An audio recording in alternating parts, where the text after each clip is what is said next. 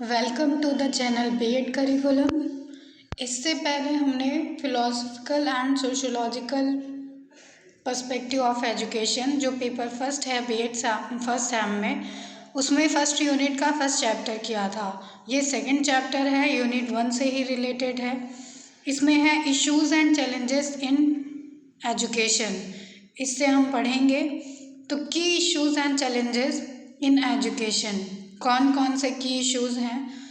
तो इंट्रोडक्शन देखते हैं। When we got independence from British rule in 1947, जब हम लोगों ने स्वतंत्रता प्राप्त की थी ब्रिटिश रूल से, the responsibility of planning for the education of our people of free India fell on the Indian government.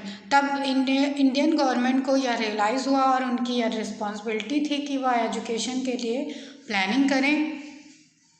इसके लिए कुछ जो है इश्यूज आए, मेजर इश्यूज, जिसमें हम पढ़ेंगे the major trends, issues, challenges of contemporary India are seen in the field of elementary education, secondary education, women education, most significant challenges in environment education.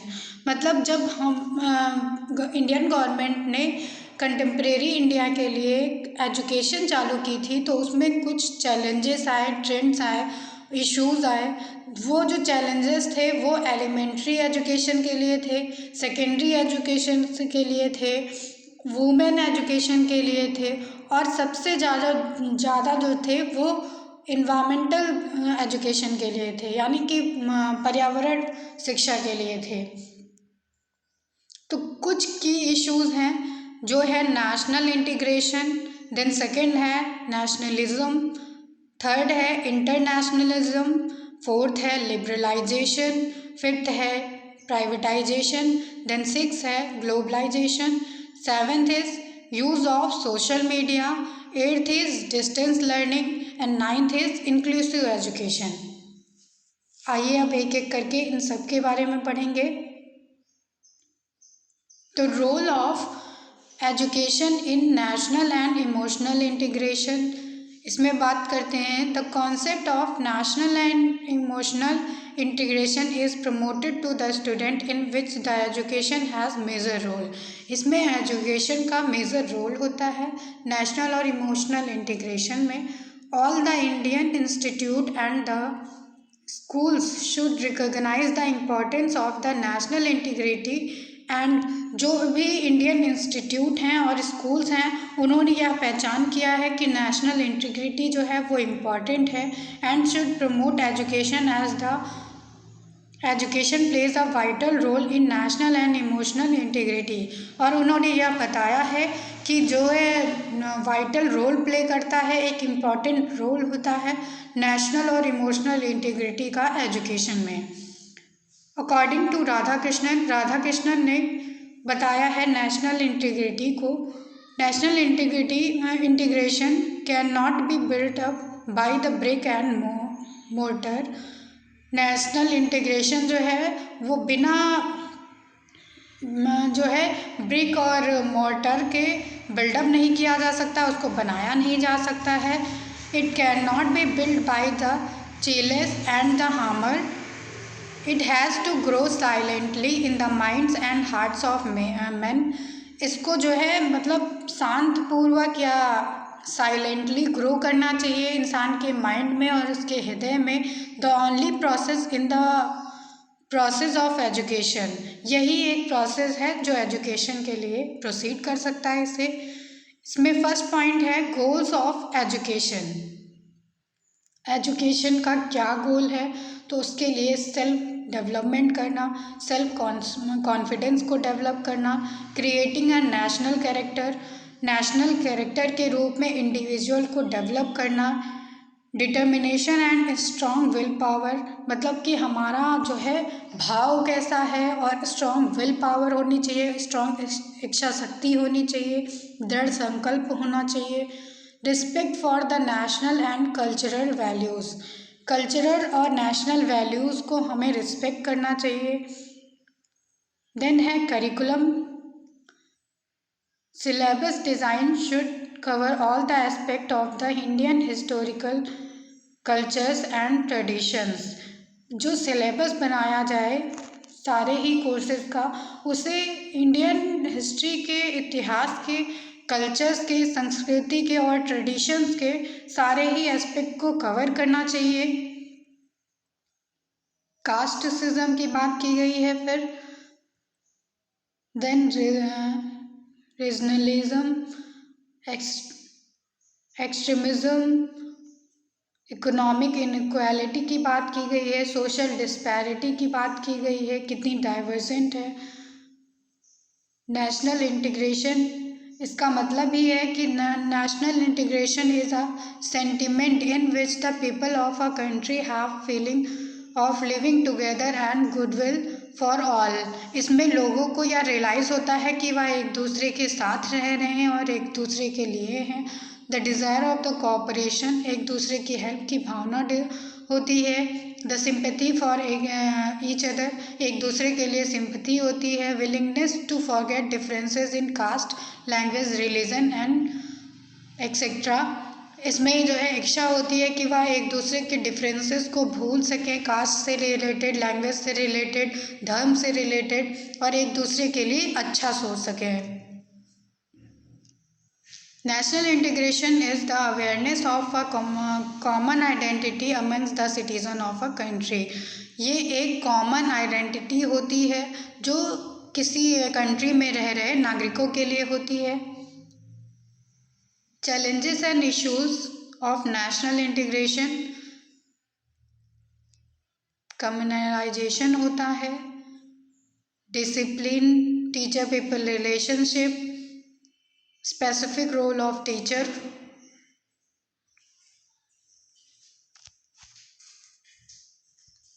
obstacles and issues in internationalism।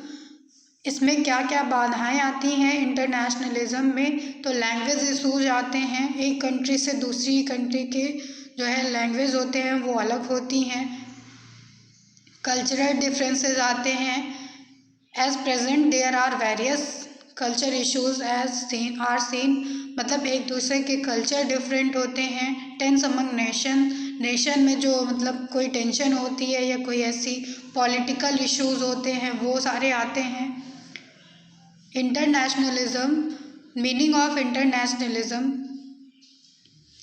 nationalism is essential a shared group feeling in the significance of a geographical and sometimes demographical region in seeking independence for its culture and authenticity that holds that other group band together. मतलब nationalism जो है वो एक ही country के लोगों को एक साथ मिलाता है, एक ही जियोग्राफिकल एरिया के होते हैं, डेमोग्राफिकल एरिया के होते हैं ये लोग। देन है internationalisation, at the national, sectoral, institutional level is defined as the process of integrating an international, intercultural, global dimensions into the purpose, functions and or delivery of the post secondary education। ये internationalism जो है वो एक combination है international का, interculture का और एक ग्लोबल डायमेंशन का, क्योंकि इसका पर्पस होता है कुछ, इसके फंक्शंस होते हैं और पोस्ट सेकेंडरी जो है एजुकेशन प्रोवाइड करता है ये। Internationalism is an important component of the socialist political theory. Socialist political theory जो है उसका एक इम्पॉर्टेंट कंपोनेंट है ये। अकॉर्डिंग टू गोल्ड स्मिथ के अनुसार internationalism is a feeling that the individual is not only a member of his state but a citizen of a world। यह एक ऐसी जो है भावना होती है कि एक जो इंडिविजुअल है वह किसी एक स्टेट का नहीं, किसी एक राज्य का नहीं, बल्कि एक नागरिक है इस पूरे संसार का। देन है प्राइवेटाइजेशन, ये इम्पॉर्टेंट है, इससे लॉन्ग क्वेश्चन आता है। Privatisation refers to allowing private sector to enter in those areas of the production which are previously reserved for the public sector। Privatisation वह है जिसमें प्राइवेट सेक्टर को यह जो है छूट दी जाती है कि वो ऐसे प्रोडक्शन कर सके, ऐसे उत्पादन कर सके जो पहले से पब्लिक सेक्टर के लिए तय थे, मतलब उसमें सिर्फ सरकारी ही काम कर सकते थे, लेकिन प्राइवेटाइजेशन के थ्रू प्राइवेट सेक्टर को ये जो है छूट मिलती है कि वह उसमें अपना प्रोडक्शन कर सकें। Also existing public enterprises are either wholly or partly sold to private sector, या फिर इसमें जो है पूरी तरह से या जो है लीज पे प्राइवेट सेक्टर्स को बेच भी दिया जाता है इंटरप्राइजेस को। According to Steve H Hanke, इनके अनुसार एक डेफिनेशन है, privatisation is the process whereby public corporation are transfer to the private sector. Privatisation of education, the impact of privatization is penetrating all the sector of the economy। इसका जो है effect economy के हर एक sector पे है। It is bound of the effect education sector as well, education पे भी है, as it is very difficult to meet the democratic aspiration of the people for the further expansion of the educational system due to scarcity of resources। यह बहुत कठिन हो जाता है हर एक पर्सन तक पहुंचना, क्योंकि हमारे पास संसाधन बहुत कम है। being felt that the private sector is interested in the education so that it share the burdens of the state in the funding education.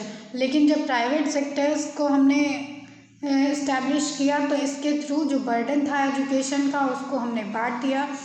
However privatisation though necessary has some drawback, इसके कुछ drawbacks भी हैं। Private education trust often become merely profit making business ventures that no social ideals और objectives.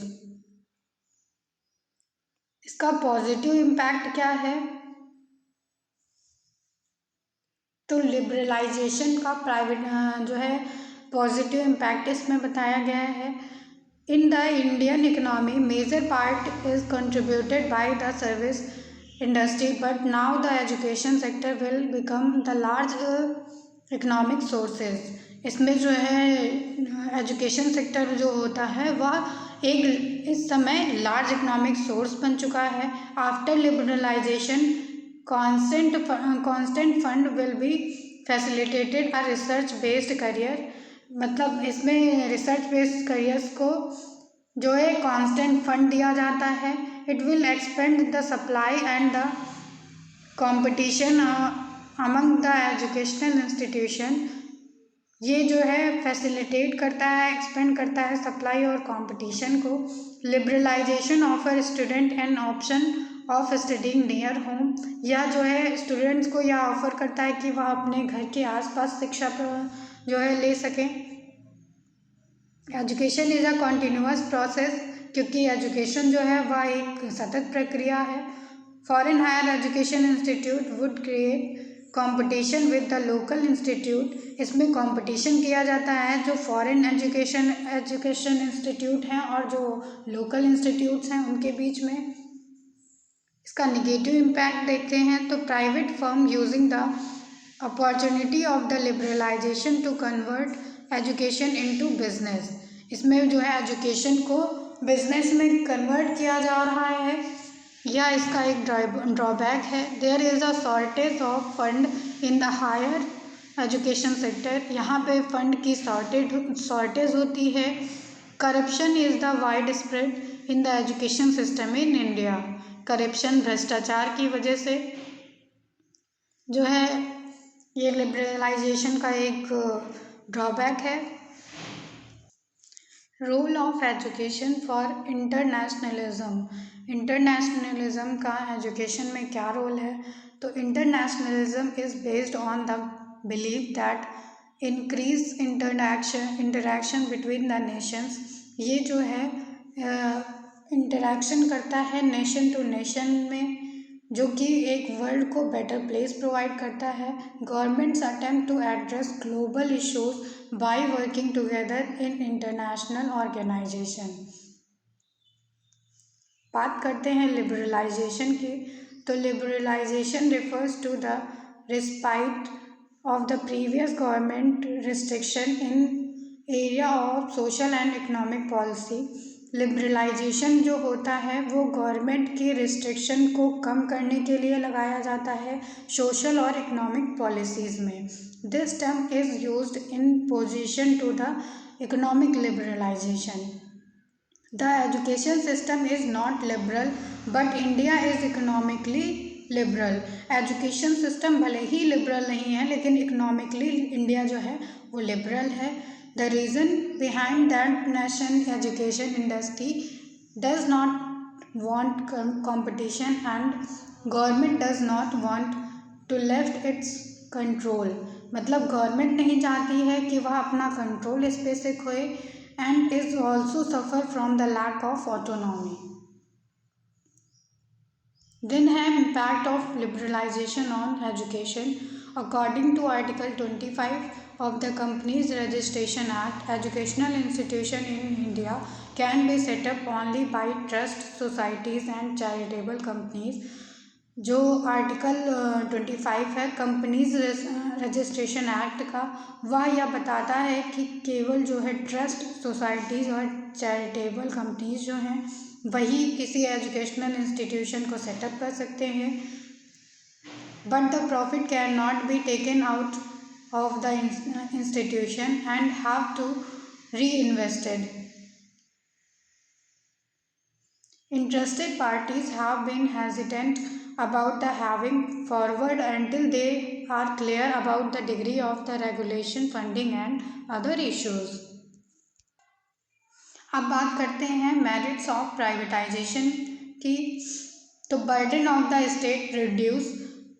Privatisation के through जो state government का burden था उसको रिड्यूस किया जा चुका है. Overcome from the paucity of the resources, free flow of the education. इसमें एजुकेशन का फ्री फ्लो किया जाता है प्राइवेटाइजेशन के थ्रू. मीट इंडस्ट्रियल चैलेंजेस को जो है बैलेंस किया जाता है, एडवांसमेंट देता है. डिवीज़न ऑफ बर्डन को हमने कम कर दिया है इसके प्राइवेटाइजेशन के थ्रू. अट्रैक्ट फॉरेनर, जो है प्राइवेटाइजेशन के थ्रू फॉरेनर को अट्रैक्ट किया जाता है. प्राइवेटाइजेशन में lead international standard of the infrastructure. Develop teaching and learning competencies. ये डेवलप करता है प्राइवेटाइजेशन टीचिंग लर्निंग कॉम्पिटेंसीज को. Forms of privatisation in education. क्या क्या फॉर्म्स होती हैं प्राइवेटाइजेशन की. तो जीरो प्राइवेटाइजेशन, इसमें इसका अर्थ होता है total responsibility to be taken over by the state at all levels. जो जितनी भी रिस्पॉन्सिबिलिटी होती है वह सब स्टेट की होती है. माइल्ड प्राइवेटाइजेशन, इसमें जो एजुकेशन की रिस्पॉन्सिबिलिटी होती है वो gradually increases recovering cost of the education by way of fees to 50% level. Remaining cost should be subsidy by the state. मतलब इसमें 50% होता है, 50% स्टेट करती है और 50% जो है फीस लेवल पे होता है. इंटेंसिव प्राइवेटाइजेशन, इसमें 75% कॉस्ट ऑफ एजुकेशन होता है. Then total privatisation with total freedom to private sector. इसमें प्राइवेट सेक्टर को पूरी फ्रीडम होती है. Privatisation scenarios at higher level education, तो इसमें कैटेगराइज किया गया है कैटेगरी ए में, बी में, सी में और डी में. Those funded and run by the state government. से कैटेगरी ए जो होता है ये फंड भी किया जाता है और फाउंडेड भी होता है और रन किया जाता है गवर्नमेंट के थ्रू. कैटेगरी बी जो है प्राइवेट एजेंसीज के थ्रू किया जाता है. और कैटेगरी सी जो होता है रन तो प्राइवेट एजेंसीज के थ्रू किया जाता है लेकिन इसको फंड जो है गवर्नमेंट प्रोवाइड करती है. और कैटेगरी डी जो है इसमें प्राइवेट एजेंसीज होती हैं लेकिन फंड जो है पार्टली गवर्नमेंट के थ्रू किया जाता है और पार्टली जो है नॉन गवर्नमेंट सोर्सेज के थ्रू किया जाता है. Causes of privatisation in education, क्या क्या कारण हैं, क्या क्या कॉजेज हैं प्राइवेटाइजेशन के. तो expansion and establishment of the educational institute, educational institution का इस्टेब्लिश होना. नॉलेज इंडस्ट्रीज होना, इंडस्ट्रियल रिवॉल्यूशन होना, इंडस्ट्रियल क्रांति आना. Flexibility in the operation of human resources and development, human resource development में फ्लेक्सिबिलिटी होना। जनरेशन ऑफ रिसोर्सेज, रिसोर्सेज का generation होना। देन है सोशल मीडिया एंड एजुकेशन, ये एक इम्पॉर्टेंट टॉपिक है इस यूज में, इससे लॉन्ग क्वेश्चन बनते हैं। Social media are computer mediated technologies that facilitate the creation and sharing of information, ideas, career interests, and the other forms of expansion via virtual communities and network। Social media जो है वो एक computer से based technology है जो लोगों को facilitate करती है उनके क्रिएशन एंड शेयरिंग में। कोई भी इंफॉर्मेशन वो प्रोवाइड कर सकते हैं, कोई भी आइडिया वो प्रोवाइड कर सकते हैं और करियर के लिए गाइडेंस प्रोवाइड कर सकते हैं किसी भी कम्युनिटीज़ को, किसी भी नेटवर्क के थ्रू। Social media refers to the mean of interaction among people in which they create, share and exchange information. Social media वह है जिसमें लोग एक दूसरे से संपर्क में आते हैं किसी इंफॉर्मेशन को शेयर करने के लिए, बनाने के लिए, उन्हें एक्सचेंज करने के लिए एक दूसरे के लिए। According to Merriam Webster dictionary के अनुसार ये डेफिनेशन है, social media is a form of electronic communication. यह एक इलेक्ट्रॉनिक कम्युनिकेशन है क्योंकि यह वेबसाइट के थ्रू जैसे होता है या कोई इलेक्ट्रॉनिक माध्यम के थ्रू ही होता है। Through which people create online communities, इसमें लोग जो है ऑनलाइन कनेक्ट होते हैं तब इंफॉर्मेशन को, आइडियाज़ को या अपने पर्सनल मैसेजेस को शेयर करते हैं। आज के टाइम पे सोशल मीडिया का बहुत बड़ा रोल है। इसके कुछ साइट्स हैं सोशल नेटवर्किंग साइट, जैसे कि फेसबुक आज के टाइम पे हर कोई चला रहा है, तो ये एक सोशल मीडिया का जो पार्ट है। इसमें पर्सनल प्रोफाइल्स होती हैं लोगों की, वो फ़ोटोज़ शेयर करते हैं, कम्युनिकेशन करते हैं, एक दूसरे से वीडियो शेयर करते हैं। देन ट्विटर पे लोग ट्वीट्स करते हैं, ये जो है लोगों को एक रियल टाइम अपडेट करता है, वो एक दूसरे को इसमें फॉलो करते हैं। देन है लिंक्डइन, ये भी एक सोशल नेटवर्किंग साइट है। इसमें प्रोफेशनल जो है प्रोफाइल्स होती हैं लोगों की, इसमें लोग अपनी रिज्यूम जो है अपलोड करते हैं, कम्युनिकेट करते हैं प्रोफेशनल के थ्रू और जॉब सीकर्स होते हैं। देन है पिंटरेस्ट, इसमें जो है पिनिंग किया जाता है वेब्स को, लोग अपने आइडियाज़ को एक दूसरे से शेयर करते हैं, फ़ोटोज़ को शेयर करते हैं। स्नैपचैट, ये भी एक मोबाइल डिवाइस है, इसका भी लोग जो है फ़ोटोज़ को शेयर करने के लिए, सेंड करने के लिए करते हैं। देन है globalisation of education in Indian constant. Globalization has impacted various sectors differently and one of those who being educated। Globalization जो है वो हर एक सेक्टर को इफेक्ट करता है। The education system which is backbone of every country economy। Education system जो है वो हर एक इकोनॉमी का बैकबोन होता है क्योंकि वो शेप करता है, ट्रेन करता है इम्पॉर्टेंट रिसोर्सेज को जो ह्यूमन के लिए बेनिफिशियल हैं। This sector is impacted in the complex and contradicting ways. There is an increasing emphasis on preparing global citizens to facing higher competitive world। मतलब ये हेल्प करता है हायर कॉम्पिटिटिव वर्ल्ड, जितना भी कंपटीशन जो है इस संसार में हो रहा है तो वो लोगों को फेस आउट करने के लिए ग्लोबलाइजेशन में हम यह देखते हैं कि हम एक ही ग्लोबल के सिटीज़न हैं। A global education should teach about the issues that are cross nations boundaries. इसमें जो है एजुकेशन प्रोवाइड की जाती है जो हर एक देश की बाउंड्रीज से होती है, जैसे कि इकोलॉजिकल या कल्चरल, इकोनॉमिकल, पॉलिटिकल, टेक्नोलॉजिकल, जितनी भी जो है प्रॉब्लम्स होती हैं। Globalisation has change the size, nature and quality of the environment. यह चेंज करता है वातावरण की साइज़ को, नेचर को, उसकी क्वालिटी को। Impact of globalization on higher education. Globalization का, वैश्वीकरण का क्या इम्पैक्ट है हायर एजुकेशन में।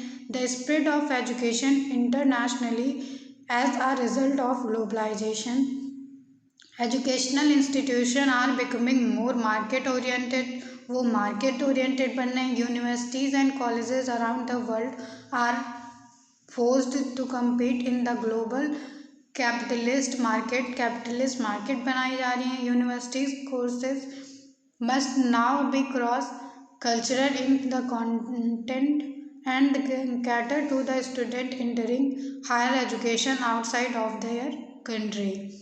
डीमेरिट्स ऑफ प्राइवेटाइजेशन से क्या क्या जो है डीमेरिट्स हैं या क्या ड्रॉबैक हैं.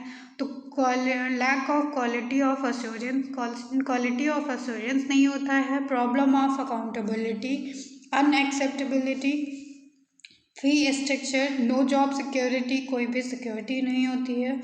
ऑटोनॉमी.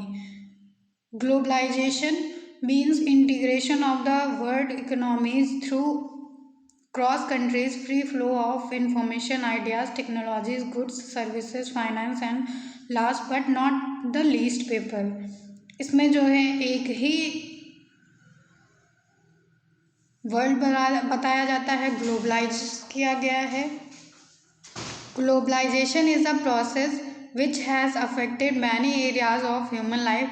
ये इफ़ेक्ट करता है ह्यूमन लाइफ की जो है एरियाज़ को. इसमें से एक एजुकेशन है. This means bringing the education system of different economies under the common roof. इसमें जो है अलग अलग तरह की कंट्रीज़ के इकनॉमिक सिस्टम को एक कॉमन के रूप में अपनाया जाता है. और वो curriculum, teaching methodology, upgradation of knowledge जो है हर कोई फॉलो करता है अपने गोल्स को अचीव करने के लिए.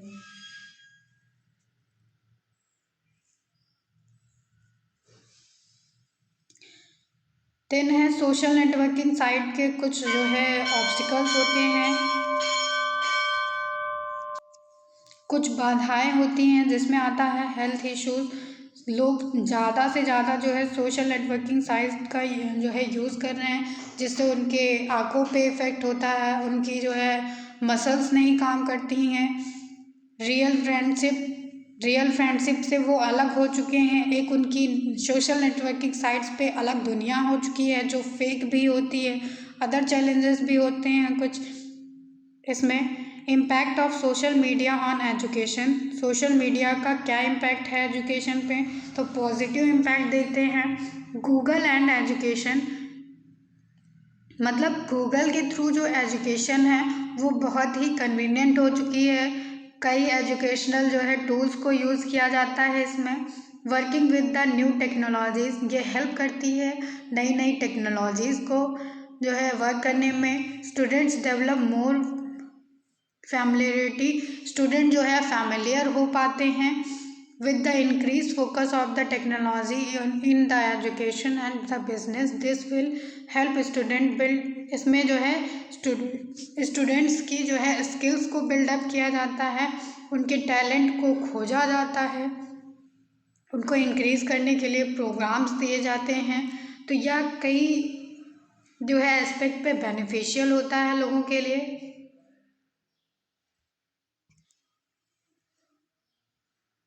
इसके बाद हैं कुछ चैलेंजेस जो है फेस किए जाते हैं जब हम सोशल मीडिया को यूज़ करते हैं. तो जैसे प्राइवेसी इसके इश्यूज में आता है, क्योंकि कहीं ना कहीं प्राइवेसी लैग करती है. हम जितनी भी अपनी इंफॉर्मेशन देते हैं वो हर कोई यूज़ कर सकता है.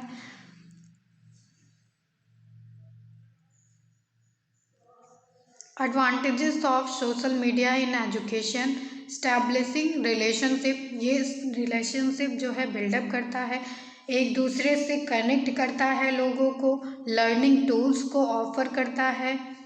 Social media. इंक्लूसिव एजुकेशन की बात करते हैं तो समावेशी शिक्षा, इसमें जो है हर किसी को इंक्लूड किया गया है, चाहे वो गिफ्टेड चाइल्ड हो, चाहे वो डिसेबल बच्चा हो, चाहे कहीं किसी जो है उससे विकलांग हो. तो इसमें हर किसी को हम इंक्लूड करने की बात करते हैं, हर किसी का समावेश करने की बात करते हैं. Inclusive is the word which literally means to include. Inclusive जो वर्ड है उसका मतलब ही होता है कि इंक्लूड करना, समावेश करना. To contain in addition to take in or consider a part of a group. हम इसमें एक ही समूह में सबको कंसीडर करते हैं, सबको मानते हैं। Today's inclusive education talks about the including all children all student in journal school. मतलब एक जर्नल स्कूल में हम सबको शिक्षा प्रोवाइड करते हैं, यही इंक्लूसिव एजुकेशन का कॉन्सेप्ट है, जो जिसकी बात जो है NCF 2005 करता है। Inclusive education means including not only child with the diverse background.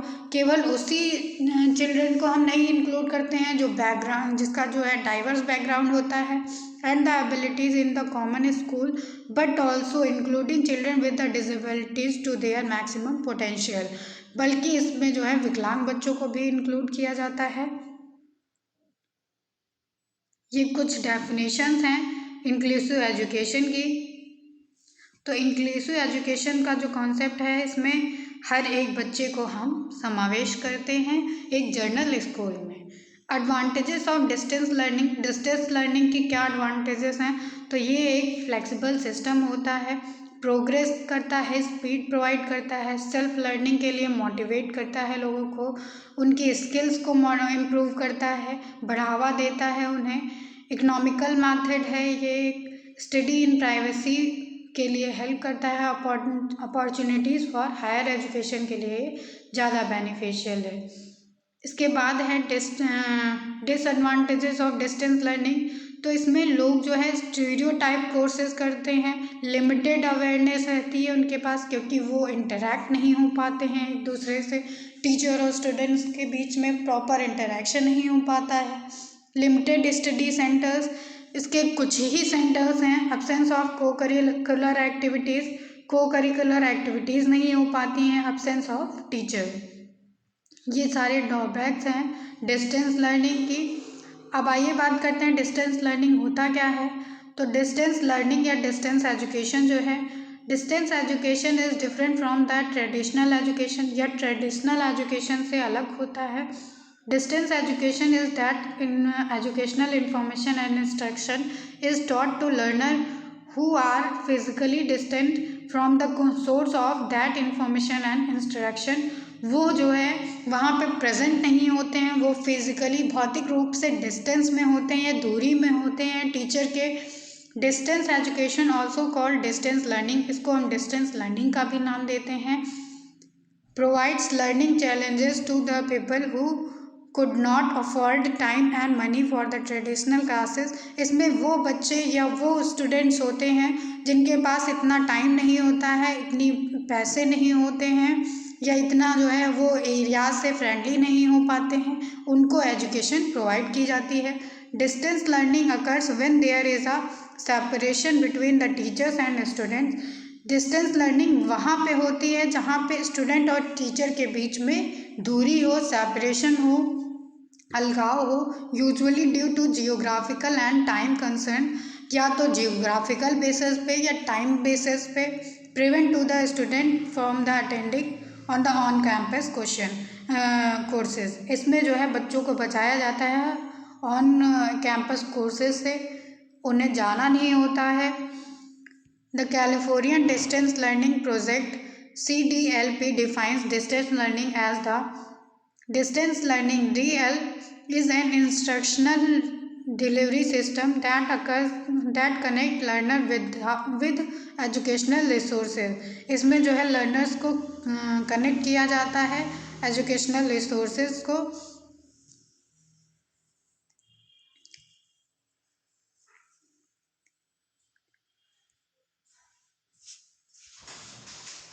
Veg to support inclusive education in India. कौन कौन से तरीके से जो है इंक्लूसिव एजुकेशन को सपोर्ट किया जाता है? तो पॉजिटिव एटीट्यूड के थ्रू हम इसको सपोर्ट कर सकते हैं। Promoting inclusive learning environment, inclusive learning environment को प्रमोट करके। Promoting earlier interventions. Characteristics of inclusive education. तो इंक्लूसिव एजुकेशन की क्या क्या कैरेक्टरिस्टिक्स होती हैं? Inclusive education is not only for the disabled children, ये खाली डिजेबल्ड चिल्ड्रंस के लिए नहीं होता है, बल्कि इसमें हर एक बच्चे को जो है शामिल किया जाता है, हर एक बच्चे का इसमें स्वागत किया जाता है। आइडेंटिफिकेशन ऑफ डाइवर्सिटी इसमें डाइवर्सिटी होती है क्योंकि बच्चा हर एक फील्ड का होता है, सबको इक्वल प्लेस दिया जाता है। पार्टिसिपेशन होता है इसमें पेरेंट्स का, सोसाइटी का, इक्वल अपॉर्चुनिटीज़ मिलती हैं सबको। Providing a quality education provide की जाती है और क्रिएट सेंस ऑफ बिलोंगिंगनेस, एक दूसरे से कनेक्ट होते हैं बच्चे इसमें। तो ये थी यूनिट सेकंड का सेकंड पार्ट था ये पेपर फर्स्ट में, फिलॉसफी में। Thank you everyone.